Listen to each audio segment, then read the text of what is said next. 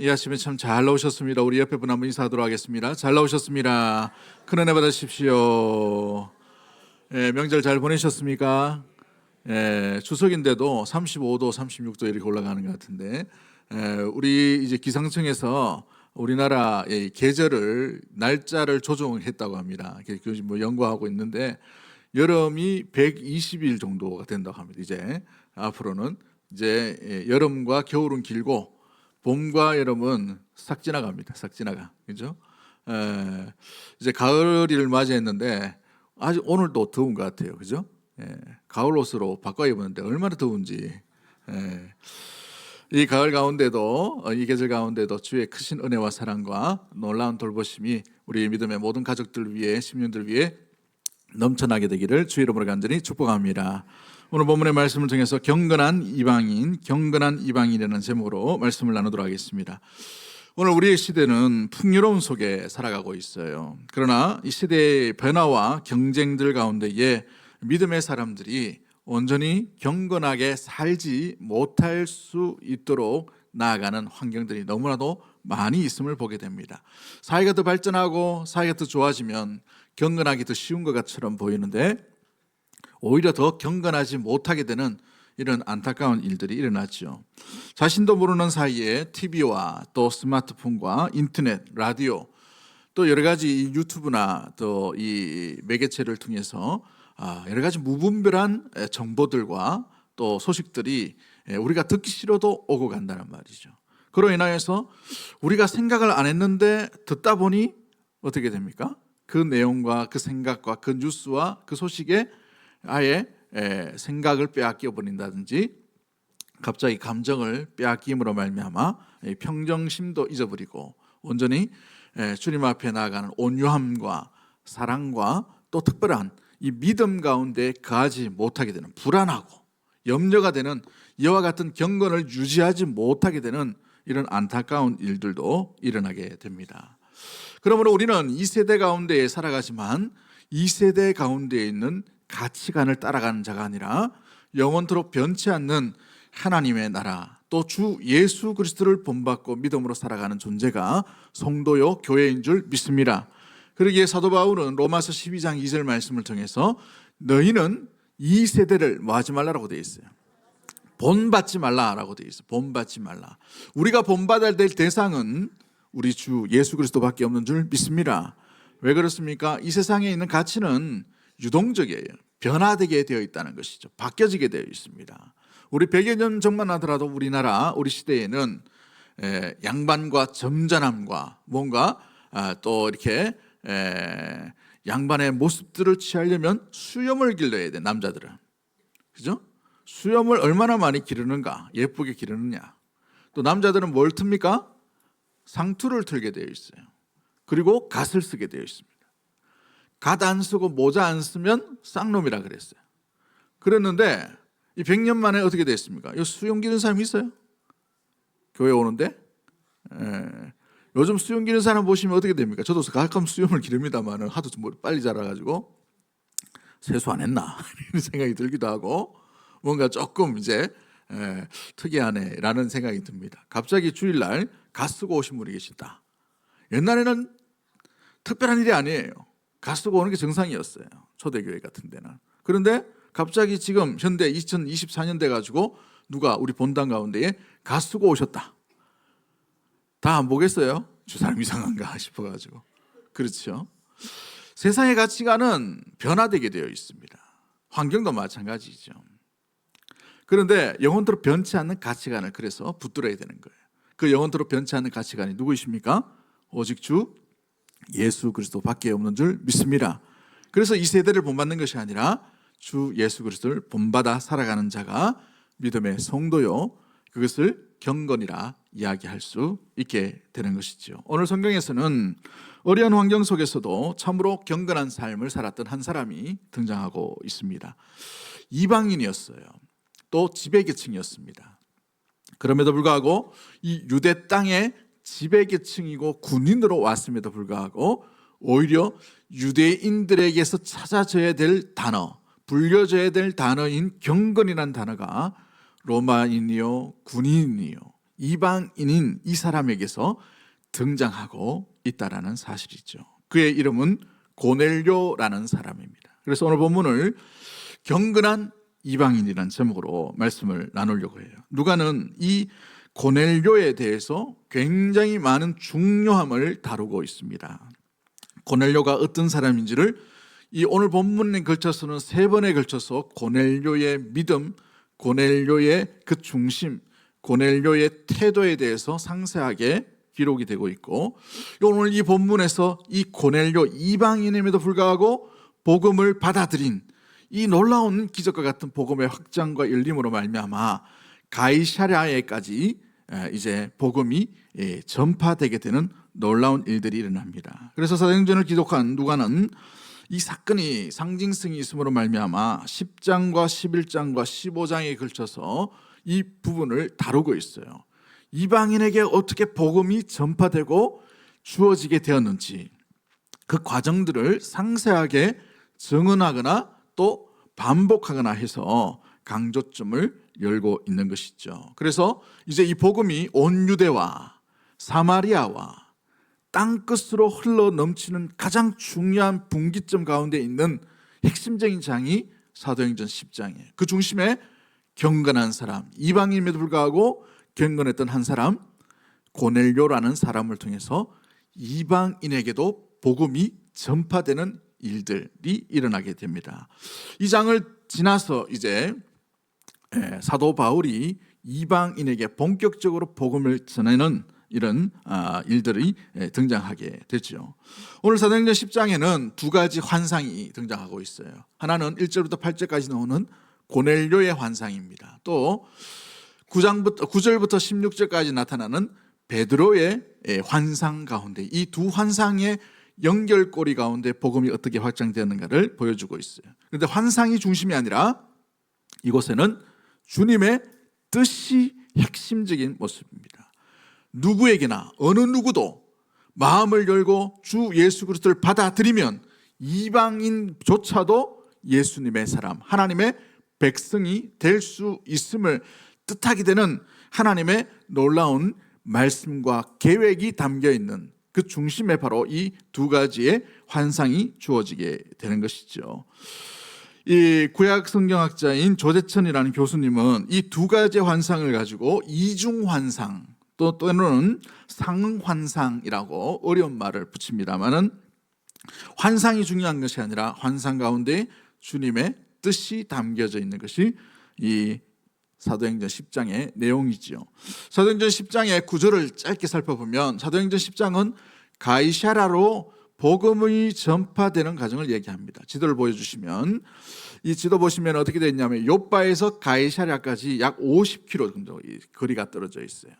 사마리아의 끝입니다. 이 가이사랴라는 지역은 이 로마인이 행정 수도로 삼은 곳이에요. 그래서 로마의 주요 정책과 주요 모든 이 군대들이 주둔하는 곳이 가이사랴입니다. 여기까지 이제 복음이 전파됨으로 말미암아서 복음이 계속해서 북진해 나가는 전파되고 확대되는 일들이 드러나게 되는 것이죠.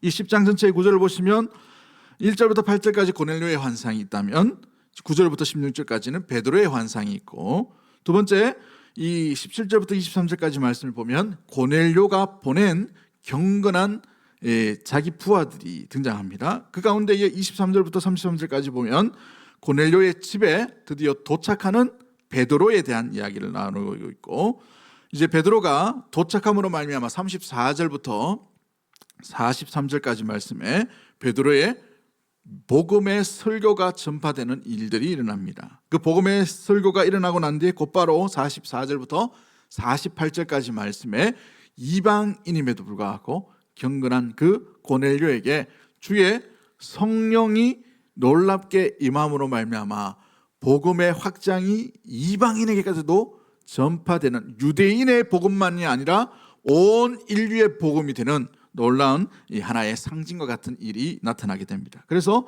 11장 1절부터 18절까지 말씀에 베드로가 예루살렘 회의에 들어가서 이 일에 대한 전말을 보고하는 장면으로 끝나고 있어요.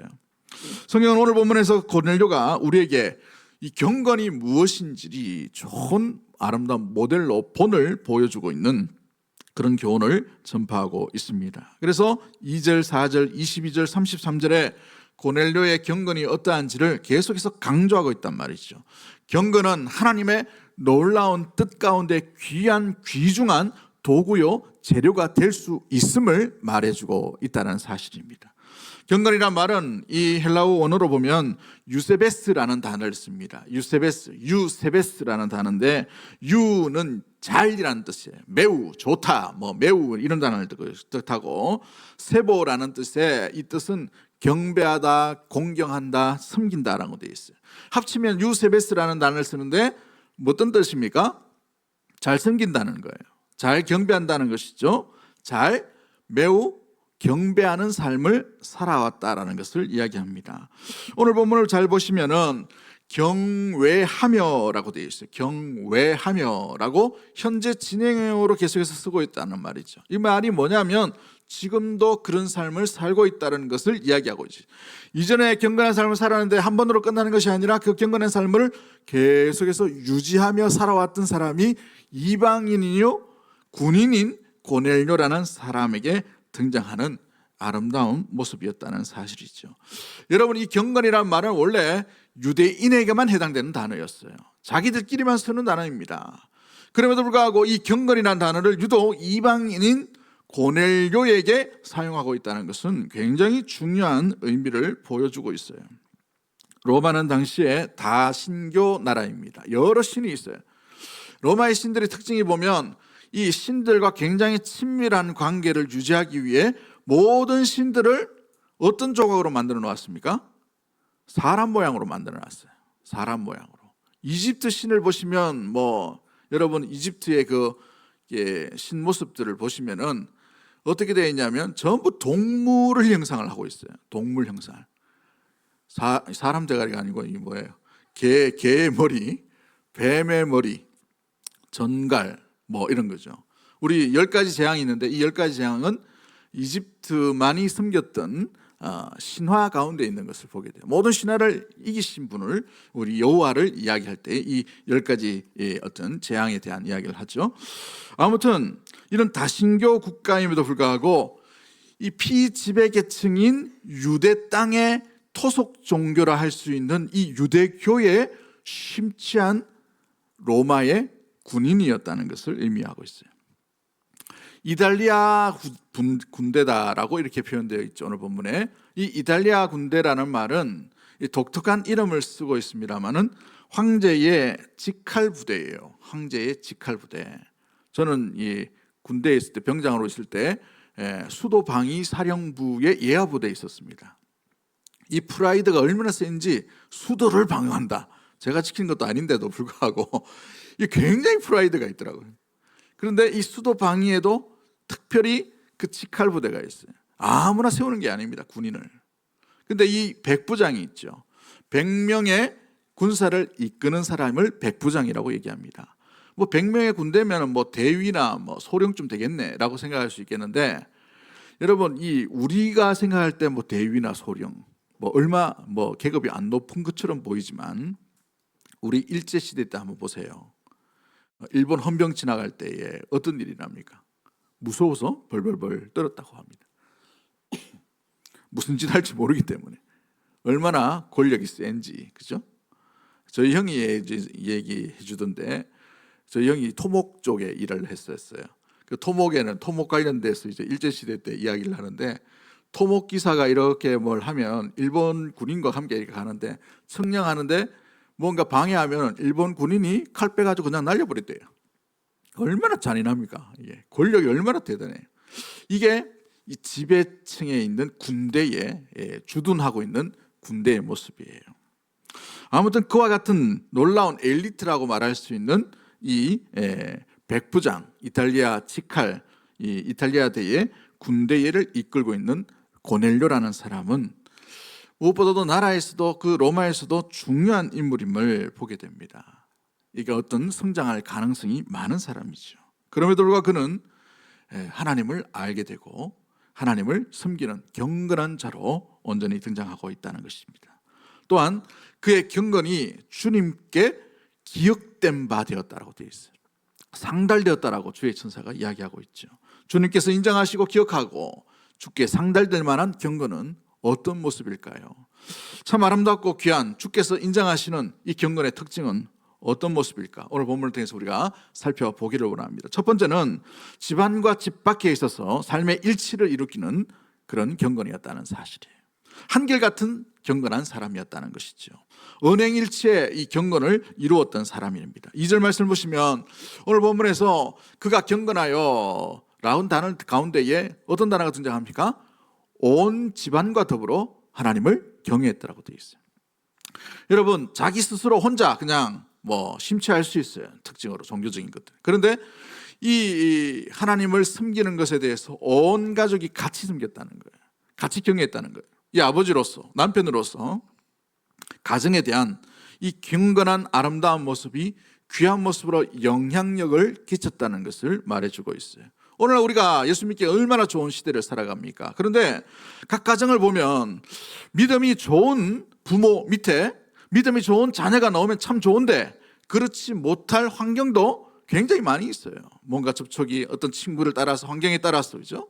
목사의 자녀인데 예수를 믿지 않는 자녀도 많이 있고 장로의 자녀인데 예수님을 알지 못하는 자녀도 있어요. 중직이라 하지만 그러나 가정을 자녀를 내가 내 스스로 어떻게 믿음 가운데 이끌어 간다는 것은 쉬운 일이 아니에요. 그래서 우리가 가정을 위해서 끊임없이 자녀를 위해서 기도하는 이유도 여기에 있는 것이죠. 여러분, 가정이라 하지만 내 마음대로 될 수 있는 것이 아니에요. 그러나 이 고넬료는 그가 믿는 하나님에 대해서 온 자녀, 온 가족들이 함께 주님을 경외하는 가정으로 온전히 세워나가게 되었다는 것이죠. 그런 가정에서 경건의 본을 보인 사람이었습니다. 두 번째 모습이 뭡니까? 7절 말씀 보시면 그의 직장에서도 그는 아름다운 본을 보였던 사람이에요. 마침 말하던 천사가 떠남에 고넬료가 집안 하인 둘과 부하 가운데 어떤 사람을 불렀다고 되어 있어요. 경건한 사람을 불렀다. 하나님을 아는 사람을 불렀다는 것이죠. 그러면 이 직장, 군대의 조직 가운데에서도 그의 부하가 이 고넬료를 보면서 하나님을 경외하는 놀라운 영향력을 끼친 그 가능성이 농후한 모습들이 오늘 본문에 등장하고 있다는 것입니다. 그러므로 그 집안과 집 밖의 삶 가운데 일치하는 한결같은 그런 경건을 이루었던 사람이 바로 이 고넬료였다는 사실이죠. 오늘 이 내용을 보시면 7절까지 내용을 보시면 자세히 보시면 고넬료는 주의 뜻을 딱 분별하고 난데 즉각 행동하는 것을 보게 돼요. 경건한 사람의 특징이죠. 나중에 시간이 되면 좀 더 말씀을 나누겠습니다만은 주의 천사가 떠나자마자 어떻게 합니까? 사람을 불러다가 베드로를 찾아올 수 있도록 초청할 수 있도록 사람을 곧장 보내요. 주의 뜻을 분별하고 주의 뜻을 알고 난 뒤에 행동하는 사람이었다는 사실입니다. 여러분, 이만큼 이 고넬료는 귀한 경건한 사람으로 그의 가정과 그의 직장에서 온전하게 인정을 받는 사람이었다는 사실이죠. 여러분은 여러분의 경건과 믿음의 삶이 여러분의 가정에서 온전히 인정을 받는지 한번 여러분 자신을 한번 돌아봤으면 좋겠어요. 엄마나 믿어, 아빠나 믿어, 이런 믿음은 아닌가요? 여러분의 직장에서 여러분의 교회 다니는 것과 예수님을 믿는 그 모습들로 인하여서 여러분 직장 속에서 저분이 다니는 곳처럼 내가 좀 다녔으면 저분처럼 될까? 이런 말들이 자주 일어나고 아름답게 들려져야 되는데 안타깝게도 오늘 우리 시대 가운데 어떤 일이 납니까? 당신이 다니는 그곳이라면 난 안 가겠다. 이게 들려지는 소문이 더 많이 있음을 보게 됩니다. 왜요? 경건이 직장 속에서 온전히 드러나지 못하고 있다는 것이죠. 직장의 가치관, 환경, 세상의 가치관을 따라 살아가다 보니 우리의 믿음의 이 영향력들이 직장 속에서는 전혀 미치지 못하고 있음을 보여주고 있는 것이죠. 고넬료는 가정에서도 경건한 아버지요, 직장 속에서도 경건한 군인이었습니다. 여러분, 군인이 경건하기가 참 쉽지가 않아요. 왜냐하면 사람을 죽이는 일이 아닙니까? 나라를 지키기 위해 뭔가 피를 봐야 되는 그런 어려움 가운데 있는 것을 보게 되죠. 그런데 얼마나 그의 삶이 경건한지 자기의 부하가 그 경건한 상간의 종교와 함께 나아간다는 것은 쉬운 일이 아니에요. 저도 군정으로 사단에서 이렇게 전도사로 섬겼습니다만은 제가 섬겼을 때에 이등병 때에 우리 사단장이 안수 집사님이셨어요. 그래서 늘 새벽기도 오면 요 맨 앞에 요 자리에 딱 앉으셔가지고 근무가 있을 때는 군복을 입고 오시고 보통은 사복 입고 오시는데 별 2개가 맨날 교회 온다고 생각해 보시죠. 근데 이분이 얼마나 겸손한지 몰라요. 그때 이등병 아닙니까? 투스타와 이등병이 교회에서 만나면 이분이 크게 90도로 인사합니다. 전사님 오셨습니까? 전사님 감사합니다. 이렇게 얘기해요. 부담이 돼가지고 별 볼 때마다 부담이 되는데 장군복이 굉장히 멋있습니다. 가족 옷을 다 입고 오면 제복이 굉장히 멋있는 게 많아요. 근데 이분은 한 번도 교회 와가지고 큰 소리 지른 적도 없어요. 전도사가 뭐 알겠습니까? 그때는 신학생도 아닌데 새벽기도 하면요, 그때는 군목 목사님이 제대 말년이시라 가지고 새벽기도 안 나오셨어요. 집도 멀리 떨어져 계셨어요. 그래서 1년 반 동안 제가 새벽기도 인도했습니다. 근데 전도사 신학생도 아닌 이 20대 젊은 애가 나와가지고 이렇게 설교하는데 뭐가 은혜가 되겠습니까? 근데 계속 아멘하고 이렇게 하시더라고요.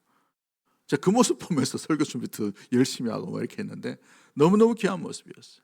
근데 이 사단장이 딱 떠나고 난 뒤에 이 사단장 때문에 교회에 대령, 중령, 소령 어마어마하게 많이 왔었어요. 얼마나 감사한지 전화 한 통만 하면 모두 해결될 정도로. 그런데 이분이 이제 중장을 다 하시려고 떠나셨어요. 나중에 중장 되셨다고 하시던데 너무 성실하시고 하셨는데 다음 오신 분이 불교 사단장이 오셨어요. 얼마나 교회를 핍박하는지, 교회를 그렇게 핍박하는 그 사단장은 처음 봤어요. 교회 와가지고 그때 목사님이 개 한 마리를 키우셨는데 개 키운다고 뭐라 하시고, 개를 누가 키워야 되겠어요? 군종인 제가 키워야 되죠. 그러니까 맨날 개밥 갖다 주고 이렇게 했는데 얼마나 이렇게 못되게 하는지. 근데 그 사단장 통해 가지고 이제 그 불교 사단장이 오면은 보통은 기독교 신자라고 말하는 사람들도 사단장 따라 불교 막 갑니다. 군대는. 그런데 그 사단장 따라는 안 가더라고요. 이 지휘관을 따라서 이렇게 되는 거예요. 군인은 무엇보다도 자기의 상관을 모시는데 그 상관이 존중되지 못하면 종교까지 바꾸는 이런 일은 쉽지가 않아요. 그러나 이 고넬료라는 사람은 군인임에도 불구하고 그의 부하에게도 경건한 모습으로 한결같은 삶을 살았다는 것이죠. 어느 곳에 있든지 그는 경건한 삶을 살았습니다. 교회에 있든지 아니면 직장에 있든지 가정에 있든지 똑같이 주님을 경외하는 사람이었다는 사실입니다. 어느 노 수도사가 특별하게 사랑하는 제자가 있었다고 해요. 그래서 많은 제자들이 와서 왜 저 사람만 특별히 더 사랑하느냐 막 이렇게 따지게 되었어요. 그 수도사는 똑같이 사랑한 것 같은데 제자들 보기에는 그 제자를 유독 더 사랑하고 챙긴다라고 생각했나 봐요. 그래서 불평과 마음의 섭섭함을 가지고 이 스승을 찾아오게 된 것이죠. 한참 듣고 있던 스승이 여러 제자들 다 불러 모읍니다. 그래서 하나의 미션을 줍니다.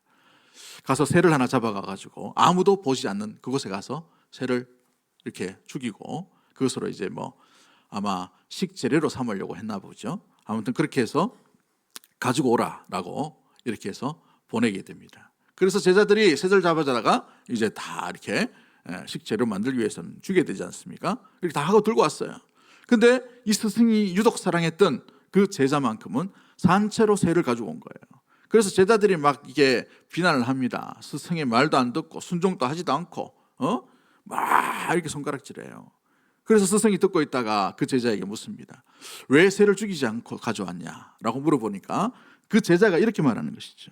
스승님, 어디를 가든지 어느 곳에 있든지 하나님이 보고 계시기에 아무도 없는 것을 제가 발견할 수 없었습니다. 그래서 이 새를 산채로 가져오게 되었습니다. 사랑하는 성도 여러분, 경건이란 뭐냐? 경건은 주님이 나와 함께 계시고 뿐만 아니라 어느 곳에서 계시는 놀라운 전능하신 분이라는 사실을 각인하지 않고서는 경건한 삶이 출발이 시작될 수가 없는 거예요. 나 혼자 있을 때에 정말 경건한가? 나 혼자 비밀스러운 일 가운데 있을 때에 우리의 모습들 가운데 참으로 경건한 삶을 살아가는가? 예전에 이런 책이 있었어요. 아무도 보는 이 없을 때 당신은 누구입니까? 아무도 보는 이 없는 가운데에서 정말 한결같이 경건한 삶을 우리가 생각하고 마음을 먹고 그런 모습으로 주를 경외하고 나가는지, 아무도 보는 이 없을 때 여러분은 누구십니까? 예수 그리스도를 믿는 경건한 사람으로 나아가는, 어느 곳에서든 주님이 계신다는 사실을 기억하고 주님 앞에서 살아가는 경건한 우리 모든 대구동성의 가족들이 되기를 주의 이름으로 간절히 축복합니다. 두 번째 모습은 무엇입니까? 그는 기도와 구제의 균형을 이루었던 사람이에요. 기도만 한 사람도 아니고 구제만 한 사람도 아니라 기도와 구제가 주님 앞에 상달되고 기억될 정도의 균형을 갖춘 사람이었다는 사실입니다. 그렇습니다. 이 경건의 균형을 이뤘다는 것은 쉬운 일이 아니죠. 그는 항상 기도하는 사람이었어요. 본문 2절 말씀을 보면 하나님께 항상 기도하더니 라고 이렇게 표현되어 있죠. 디아판토스라는 단어를 쓰면서 항상이란 단어를 씁니다. 이 항상이란 단어의 뜻이 뭐냐 하면 어떤 상황이든지, 어떤 상황, 모든 삶의 상황 가운데에서 뭐 했다라고 되어 있어요? 기도로 나아갔다는 거예요. 기도로. 억울한 상황, 어려움의 상황. 여러분, 이 유대 땅은요, 특별히 이 이탈리아 군대를 주둔한 이유가 있어요. 반란이 너무 심하기 때문에 그래요. 통치하기 너무 힘든 곳이었어요. 그래서 예수님을 십자가에 못 박혀 내버려 두게 한 이 빌라도는 예수님의 그 십자가 사건 이후에 유배당합니다. 폭동을 진압 못해가지고. 그래서 나중에 아프리카에서 슬슬이 죽어요. 역사에 보면 그래서 이 빌라도가 마지막에 보고서를 쓰는데 빌라도 보고서라는 책이 있어요. 그 부인은 독실한 예수님을 따르는 사람이었어요. 그러나 그는 예수님을 섬기지 않는 그런 일들 가운데 나아가게 되죠. 아무튼 이 만만치 않은 그 상황 가운데 그가 모든 삶의 상황 가운데 뭐로 나갔느냐? 기도함으로 나갔다는 것이죠. 그렇습니다. 참된 경건은 기도의 삶으로 나타나게 되는 거예요. 기도의 삶이란, 그러나 삶의 주도권을 주님께 내어 맡기는 자만이 기도할 수가 있는 거예요. 내 삶의 모든 삶의 주도권을 내가 가지고 있으면 기도할 필요가 없어요. 기도가 요식행위가 될 수밖에 없죠. 내 삶, 내 지혜로, 내 경험으로, 내 생각으로, 내 어떤 판단으로 할 수 있으면 기도할 필요가 없는 것이죠. 그러나 내 판단과 내 생각이 전능하고 또 어떤 옳지 않기 때문에, 연약하기 때문에, 부족하기 때문에 전능하신 분께 아뢰는 것이에요. 이게 기도인 것이죠. 그러므로 기도는 누가 하느냐? 주의 뜻이 내 경험과 내 뜻보다 옳습니다라고 마음 가운데 순종하고 그 마음 가운데 주의 뜻을 더 온전히 받드는 자만이 기도가 할 수 있는 모습들 가운데 나아가게 됩니다. 그러기에 주님이 누구인지를 묵상하지 않으면 기도의 세계가 더 넓어질 수 없고 깊어질 수가 없게 되어 있는 것이죠. 그럴 때에 항상 기도하는 가운데에 어떤 일이 납니까? 환상 가운데에 주님의 사인과 주님의 뜻을 보여주시죠. 여러분, 아무나 주의 뜻을 보여주는 게 아니에요. 그냥 잠깐 눈 감고 기도하는 가운데에 우리가 주의 뜻에 환상 가운데 세계가 확 열리는 게 아니에요. 항상 주의 뜻을 먼저 구하고 주의 뜻 아래 나의 삶의 뜻을 아뢰고 무엇보다도 그 삶의 순종 가운데 나아갈 때에 주의 뜻이 어떤 것인지를 알기에 그 뜻에 따라 살아가려는 준비가 되어 있는 사람에게 주님께서 사인을 보여주시고 주의 뜻을 보여주시고 주의 뜻을 알게 하여 주시고 주의 뜻대로 인도하여 주시는 놀라운 일들이 일어나게 될 줄 믿습니다. 이것이 바로 고넬료의 삶이었다는 사실이죠. 그가 제9시가 되었을 때에 오후 3시까지 주님을 묵상하는 가운데 그 환상의 세계가 열린 것이죠. 베드로를 보십시오. 베드로 역시도 이 환상이 어떨 때에 환상이 임합니까? 베드로 역시도 평소에 늘 항상 기도했던 그 순간에 기도하기 위해 옥상 지붕 위로 올라간 그 순간에 환상이 임하게 되는 것을 보게 돼요. 환상에 초점이 맞춘 것이 아니라 주의 뜻에 맞추는 기도였다는 사실이에요. 그로 말미암아서 이 기도의 뜻 가운데에 주님께서 고넬료의 기도, 베드로의 기도를 사용하시는 놀라운 중요한 재료가 되었다는 사실이죠. 우리의 기도가 주님께서 사용하시는 주의 뜻을 이루는 아름다운 재료가 될 수 있는 주의 뜻 아래 거하는 믿음의 모든 가족들이 되기를 주의 이름으로 간절히 축복합니다. 이것이 바로 경건한 기도의 모습이에요. 경건한 기도는 내 뜻보다 주의 뜻을 더 먼저 순종하겠습니다, 알기를 원합니다, 주의 뜻 아래 살겠습니다라는 주의 뜻을 구하는 가운데 나아가는 거예요. 우리가 일상의 삶 가운데 필요를 위해 기도할 때가 있어요. 고쳐주십시오. 부족함을 채워주시옵소서.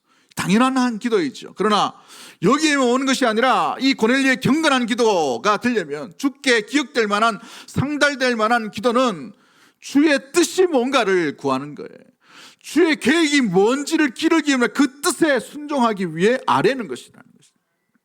여러분, 그러기에 여러분 일어났을 때에 경건한 아름다운 기도로, 또 경건한 모습으로 날마다 항상 기도 가운데 주의 뜻을 구하는 우리 대구 동성의 모든 가족들 되기를 주의 이름으로 간절히 축복합니다. 그래서 아침에 일어나시면 이런 기도를 좀 했으면 좋겠어요. 주여, 오늘 이 하루 생명 연장 시켜주심을 감사합니다. 하루의 연장인 잠에서 깨어나서 일어났다는 사실 자체를 감사하시. 두 번째가 뭐냐면 오늘 이 하루도 주님 안에서, 주님과 함께 주의 뜻 안에서 행복한 하루, 기쁨의 하루가, 평강의 하루가 될 수 있도록 도와달라고 기도하시고, 어떤 사람, 어떤 시간, 어떤 장소를 만나든지 주의 뜻을 이루는데 내가 사용되어야 되지 주의 뜻과 반대되는 삶 가운데 나아가지 않도록 내 발걸음을 지켜달라고, 내 생각을 지켜주시고 내 눈과 내 입과 내 마음과 감정들을 지켜달라고 그렇게 기도하십시오. 또한 잠자기 전에 우리가 하루를 정리하면서 이렇게 기도했으면 좋겠어요.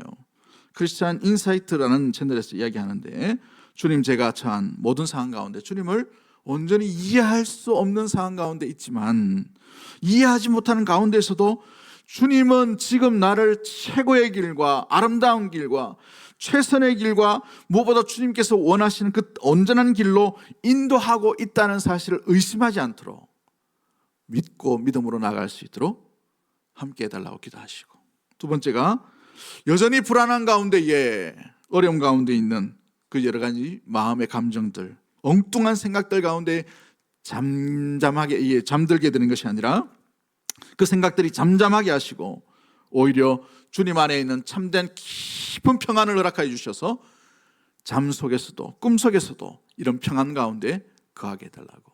세 번째가 모든 이들에게 축복이 임할 수 있도록, 여러분 하루를 마무리할 때에 원수진 분노 상태로 하루를 끝내지 말고 축복으로 끝내. 그로 인하여서 하나님 그 사랑 가운데 거할 수 있도록 알게 해달라고, 그렇게 마무리 기도하는 그런 기도가 저와 여러분 가운데 일어났으면 좋겠어요. 이 귀한 말씀 가운데에 생각났던 찬양이 하나 있습니다. 찬송가 60장 찬양인데 그 2절 가사에 보면 이런 가사가 있어요. 이 눈에 단잠 오기 전 고요히 주를 그리며 구주의 품에 안기니 한없이 평안합니다. 잠 깰 때 주여 오셔서 나에게 복을 주시고 주님의 사랑 안에서 언제나 살게 하소서. 할렐루야. 주의 사랑 안에 거할 수 있도록 우리의 삶의 경건한 기도가 일어나게 되기를 주의 이름으로 간절히 축복합니다. 이 고넬료라는 사람은요, 기도만 하는 사람이 아니었어요. 기도함으로 주의 사랑을 알기에 이 사랑을, 받은 사랑을 가지고 사랑을 나누는 삶의 구제의 삶을 온전히 살았다는 것이죠. 오늘 주께서 상달하시고 기억하신 것이 두 가지였어요. 기도가 상달되었습니다. 여러분의 기도가 주께 상달되기를 주의 이름으로 간절히 축복합니다. 그런데 기도만 상달되는 것이 아니라 여러분이 받은 사랑, 여러분이 가진 믿음이 또 다른 사람에게 아름답게 전달될 수 있는 주의 사랑을 나눌 수 있는 그 섬김도 주께 상달되기를 주의 이름으로 간절히 축복합니다. 이 고넬료라는 사람은요, 온전히 이와 같은 이 균형을 이루었던 사람이었어요. 야고보서 1장 27절 말씀에 하나님 앞에 정결하고 더러움이 없는 경건은 곧 고아와 과부를 그 환난 중에 돌아보고 또 자기를 지켜 세속에 물들지 아니하는 이것이니라라고 되어 있어요. 여러분, 이 나눔과 구제하는 삶을 교회에만 맡기지 마시고 여러분 개인도 이런 삶을 사셔야 됩니다. 이것이 성도요, 교회가 해야 될, 교회로서의 성도가 해야 될, 반드시 지켜야 될 경건의 아름다운 모습이라는 사실이지요. 여러분, 이 구제라는 말은 에모시네라는 단어를 쓰는데 긍휼히 여기는 마음이에요. 주님께서 우리에게 베푸신 사랑의 마음이 긍휼이죠. 내가 돈이 많아서, 내가 여유가 있어서 아이고 그래 좀 섬겨야 되겠다, 이게 아니에요. 이 교만입니다. 주님께서 주신 사랑 때문에 섬기는 것이 구제예요, 긍휼이요, 돌봄이라는 사실이죠. 마태복음 5장 7절 말씀에 긍휼히 여기는 자는 복이 있나니 그들이 긍휼히 여김을 받을 것이며, 우리가 긍휼을 베푼 그 가운데에 우리는 주님으로부터 긍휼히 여김을 받는 줄 믿습니다. 이것이 사랑의 나눔인 거예요. 요한일서 3장 17절부터 18절 말씀에 누가 이 세상 재물을 가지고 형제의 궁핍함을 보고도 도와줄 마음을 막으면 하나님의 사랑이 어찌 그 속에 거할까 보냐. 자녀들아, 우리가 말과 혀로만 사랑하지 말고 행함과 진실함으로 하자. 여러분의 행함과 진실함은 어디에 드러나고 나타나고 있습니까? 여러분의 경건은 말과 혀로만 끝나는 경건은 아닌가요? 우리의 경건이 말과 혀로 끝나는 것이 아니라 행함과 진실함으로 드러나는 아름다운 경건의 삶의 모습들이 되어져 되기를 주의 이름으로 간절히 축복합니다. 그리고 이에 보이지 않는 하나님을 감동시키는 방법이 뭐냐? 하나님께서 내게 주신 이웃과 형제, 자매를 감동시키는 거예요. 내 이웃을 감동시키는 거예요. 우리가 나눔과 섬김과 베품과 귀한 사랑을 나눌 때에 이것이 바로 보이지 않는 하나님 앞에 보이는 사람을 통해, 내게 주신 하나님의 형상을 통해 하나님께 온전히 하나님을 감동시키는, 하나님께서 기억하시고 하나님께 상달되는 아름다운 섬김이라는 사실인 거죠. 우리 이부 공동체 가운데에 주님 앞에 상달될 만한 아름다운 섬김과 아름다운 나눔과 아름다운 베품과 아름다운 긍휼이 계속해서 일어나게 되기를 주의 이름으로 간절히 축복합니다. 히브리서 13장 1절부터 3절까지 말씀에 형제 사랑하기를 계속하고 손님 대접하기를 잊지 말라. 이로써 부지 중에 누구를 대접했다라고 되어 있어요? 천사들을 대접한 이들이 있었는데, 아브라함을 이야기하는 거예요. 아브라함이 하나님의 뜻을 어떨 때 발견하게 됩니까? 부지 중에 천사를 대접함으로 말미암아 하나님의 계획, 하나님의 분노, 하나님의 일하심을 알게 된 것이죠. 여러분, 기도만 하나님의 뜻을 아는 것이 아니라 여러분이 부지 중에 숨긴 그 가운데에 주님의 일하심을 발견할 수 있는 놀라운 은혜의 경건의 비밀이 있다는 사실을 기억할 수 있게 되기를 주의 이름으로 간절히 축복합니다. 그러기에 이 고넬료라는 사람은 어느 성경학자는 이렇게 얘기합니다. 그가 예수님을 알지 못했지만 매우 복음에 가까운 삶을 살고 있었기에 가장 복된 복음을 이방인 최초 기념비적인 은혜를 받는 부르심의 도구가 되게 되었다라는 사실이에요. 사랑하는 성도 여러분, 나이팅게일이라는 사람을 아시죠? 전쟁 가운데에 간호사로서 그의 일생을 바쳤던 사람이에요.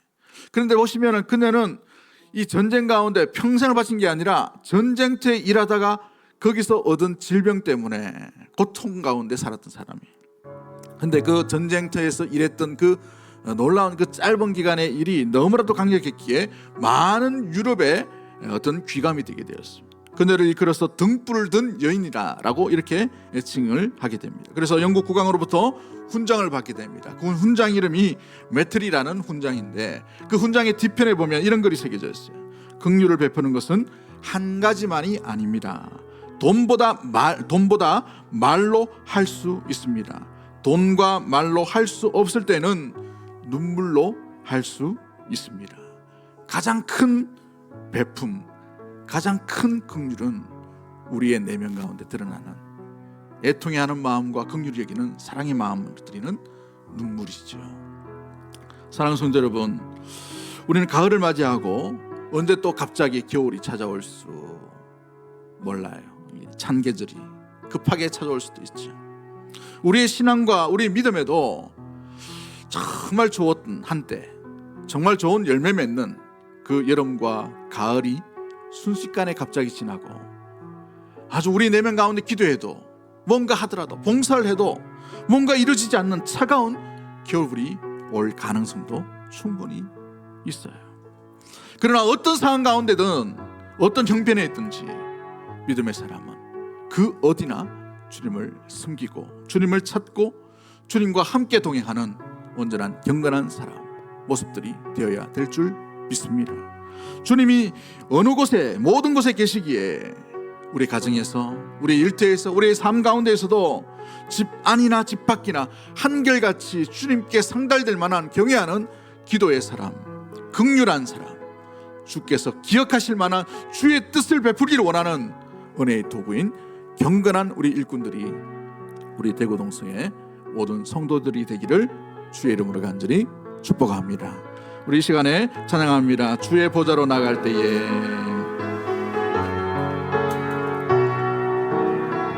주의 보좌로 나갈 때 어떻게 나가야 할까? 나를 구원한 주의 십자가 그것을 믿으며 가네. 주의 보좌로 나갈 때 나 여전히 부족하나 나를 품으신 주의 그 사랑 나를 품으신 주의 그 사랑 그것을 믿으며 가네.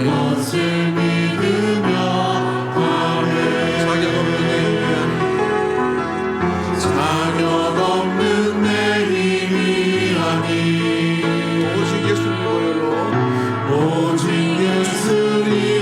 보혈로 자격 없는 내 힘이 아니 오직 예수님의 보혈로